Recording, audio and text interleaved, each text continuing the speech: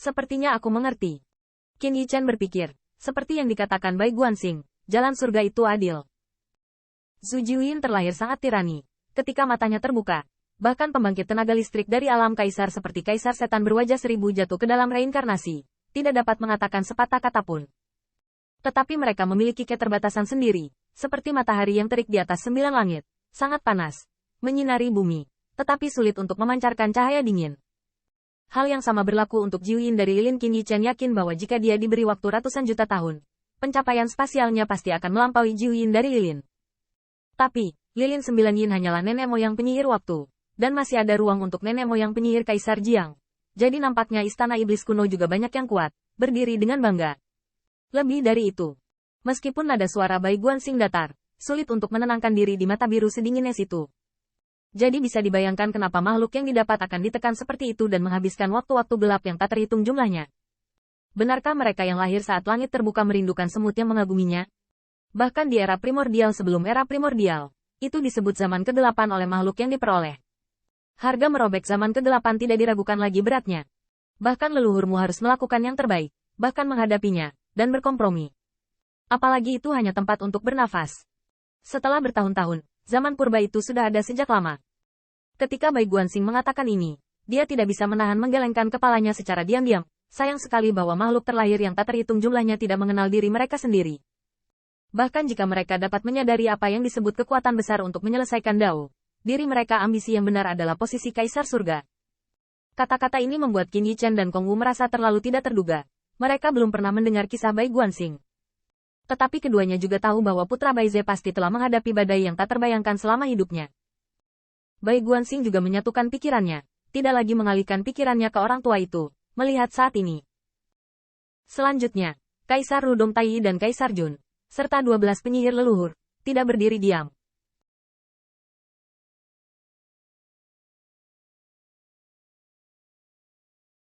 Kaisar Gagak Emas saat itu tidak berani melanggar kontrak surgawi dan menjadi marah.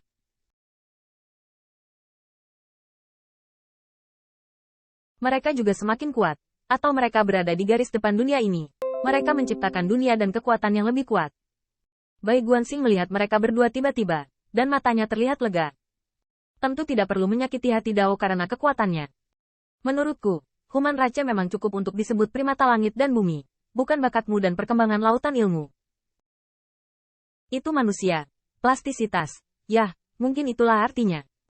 Kelihatan. Kong Wu bingung. Tapi setelah Bai Guanxing mengangguk sedikit, dia mengalihkan pandangannya dan melihat ke arah puluhan juta pasukan di Wentian Pass.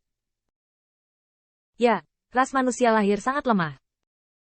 Tapi aku tetap mengatakan itu, jalan surga sangat indah. Para dewa dan iblis ini bersaing memperebutkan tahta dan mendominasi surga kaisar.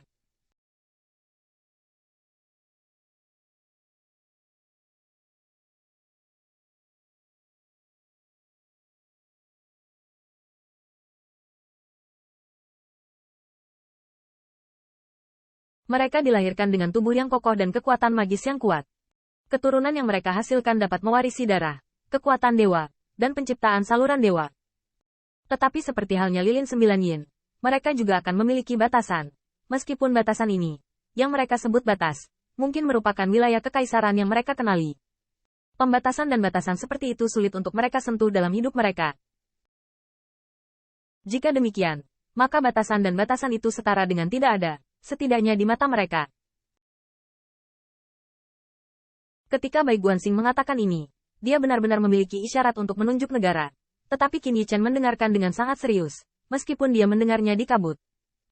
Tetapi dia tahu bahwa Bai Guanxing tidak berpura-pura menjadi maju atau dengan sengaja mengatakan beberapa prinsip agung yang tampaknya dia pahami. Tetapi Bai Guanxing benar-benar dapat berdiri dalam posisi itu dan memandang semua makhluk di dunia. Ini adalah pemandangan yang dia lihat. Pemandangan itu selalu ada. Tetapi apa yang dikatakan Bai Guanxing saat ini adalah sesuatu yang belum pernah dilihat Qin Yichen dan Kong Wu sebelumnya. Jadi rasanya luar biasa.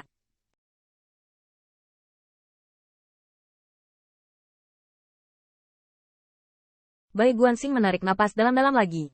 Pikirkanlah, leluhur pertama dari klan Kaisar Ke, Dewa Ke, meskipun dia dilahirkan sangat lemah, dia juga dewa alam.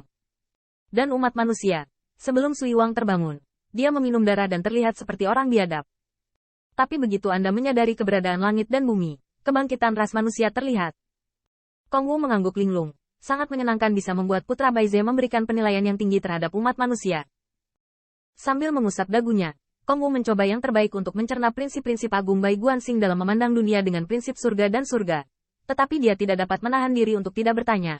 Bagaimana dengan nenek moyang kulit hitam? Makhluk macam apa mereka? Sama dengan 12 penyihir leluhur? Leluhur hitam. Bai Guanxing kembali diingat. Seolah-olah dalam hidupnya, ia teringat sosok Raja Dewa. Atau Raja Dewa telah diubah oleh dunia. Tapi setelah gumaman kata Heiju, mata Bai Guanxing berkedip, dan sentuhan hitam dan putih mirip dengan Bai Wuji muncul di mata Dewa Putih dan Biru. Heiju. Tanda seru. Tanda seru. Ledakan. Tanda seru.